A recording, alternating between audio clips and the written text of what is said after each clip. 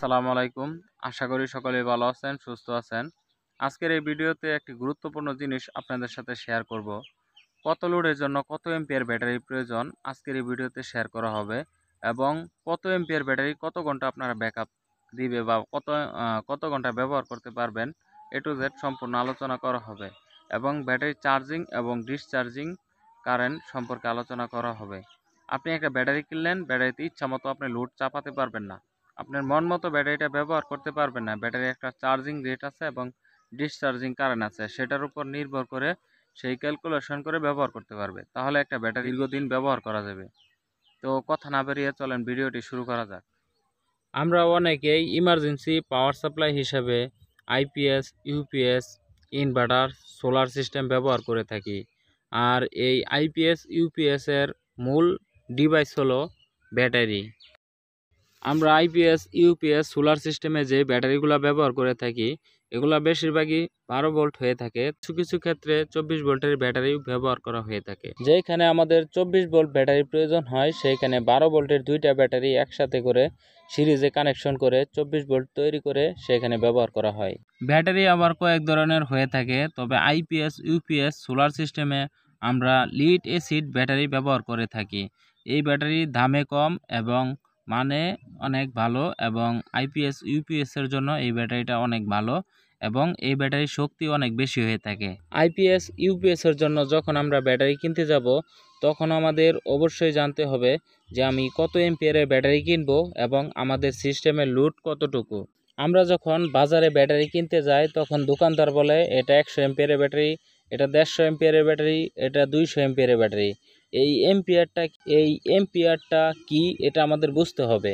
আসলে ব্যাটারি গায়ে লেখা থাকে 200 এম্পিয়ার পার আওয়ার, অর্থাৎ 200 এম্পিয়ারের ব্যাটারি 200 এম্পিয়ার লোডে 1 ঘন্টা চলবে, এটাই ব্যাটারি গায়ে লেখা থাকে। সেটা হতে পারে 100 এম্পিয়ার, হতে পারে 150 এম্পিয়ার। ধরি আমরা একটা ব্যাটারি কিনবো যেটার কারেন্ট রেটিং হলো 200 AH, অর্থাৎ 200 এম্পিয়ারের একটা ব্যাটারি 200 এম্পিয়ার লোড নিয়ে 1 ঘন্টা চলতে সক্ষম। আবার এই 200 এম্পিয়ারের ব্যাটারি 1 এম্পিয়ার লোডে 200 ঘন্টা চলতে সক্ষম। সেই ব্যাটারিকে 200 AH অথবা 200 এম্পিয়ার পার আওয়ার ব্যাটারি বলে।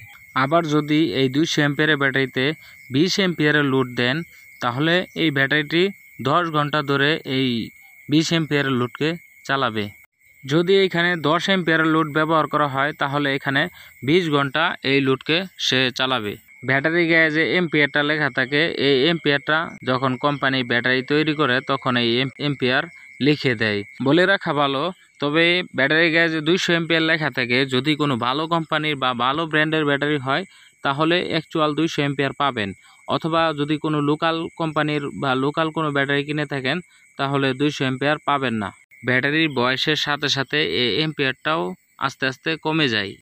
সর্বশেষ একটি কথা না বললে নয়, আমরা ব্যাটারি থেকে যে চার্জ পাই তার 20% আমরা খরচ করতে পারি না। যদি আমরা 20% খরচ করে ফেলি সেই ক্ষেত্রে ব্যাটারিটা চার্জ করতে আমাদের অনেক সময় লেগে যায় অথবা কোনো দোকানে নিয়ে যেয়ে চার্জ করতে হয়। এখানে অ্যাকচুয়ালি আমরা 160 এম্পিয়ার ব্যবহার করতে পারবো। এতক্ষণ আমরা দেখলাম এএস বলতে কি বোঝায়, 200 এম্পিয়ারের ব্যাটারি কত ঘন্টা ধরে ব্যাকআপ দিবে।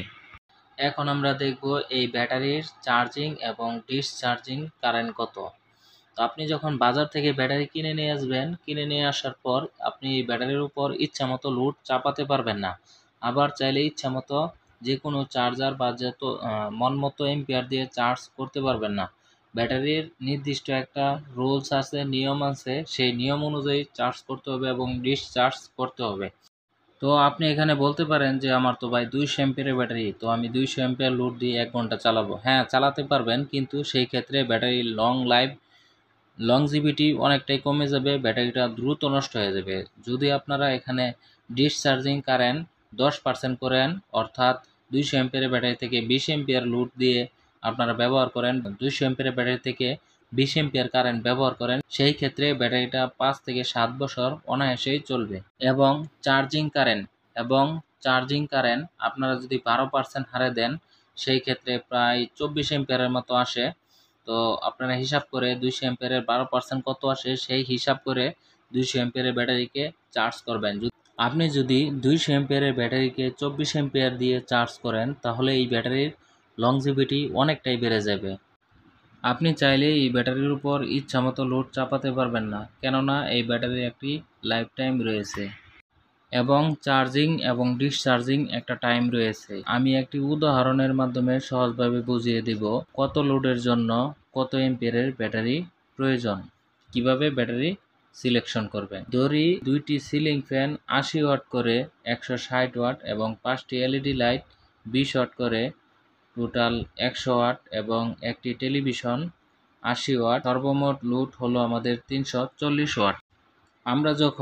আমরা যখন ডিসি 12 ভোল্ট দিয়ে 340 ওয়াটের লোডটা ব্যবহার করব, তখন আমাদের ডিসি লোড হবে 28.33 অ্যাম্পিয়ার, অর্থাৎ 340 আমরা 340 দিয়ে যদি 12 ভাগ করি তাহলে আমাদের ব্যাটারির উপর কী পরিমাণে লোড পড়বে সেটা বের হয়ে যাবে। তো আমাদের 340 ওয়াট লোডের জন্য আমাদের লোড হচ্ছে ব্যাটারিতে লোড হচ্ছে 28.33 অ্যাম্পিয়ার। তো আমরা এটাকে 30 অ্যাম্পিয়ার ধরতে পারি। আমরা পূর্বেই জেনেছিলাম ব্যাটারির ডিসচার্জিং রুলস অনুযায়ী 200 অ্যাম্পিয়ার ব্যাটারি থেকে সর্বোচ্চ আমরা 20 অ্যাম্পিয়ার কারেন্ট খরচ করতে পারবো। যেহেতু আমাদের লোড 30 অ্যাম্পিয়ার, সেই ক্ষেত্রে আমাদের 160 অ্যাম্পিয়ারের দুইটা ব্যাটারি একসাথে প্যারালাল করে যদি আমরা ব্যবহার করি, সেই ক্ষেত্রে আমাদের প্রায় দুইটা ব্যাটারি 5 থেকে 7 বছর অনায়াসে ব্যবহার করতে পারবো। আপনি চাইলে 200 অ্যাম্পিয়ারের একটা ব্যাটারি ব্যবহার করতে পারেন, সেই ক্ষেত্রে ব্যাটারির লাইফ সাইকেল অনেকটাই কমে যাবে। তাহলে আমরা 30 অ্যাম্পিয়ার লোডের জন্য 160 অ্যাম্পিয়ারের দুইটি ব্যাটারি ব্যবহার করতে পারি। দুইটি ব্যাটারির ডিসচার্জিং কারেন্ট হচ্ছে 32 অ্যাম্পিয়ার।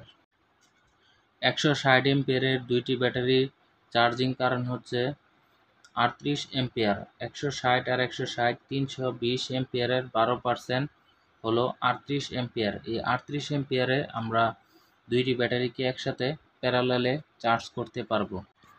ভিডিওটি এমনিতেই অনেক বড় হয়ে গেছে। আজকের ভিডিওটি এই পর্যন্তই। সকলে ভালো থাকবেন, সুস্থ থাকবেন। ভিডিও সম্পর্কে কোনো মতামত থাকলে অবশ্যই কমেন্ট করে জানাবেন। ধন্যবাদ।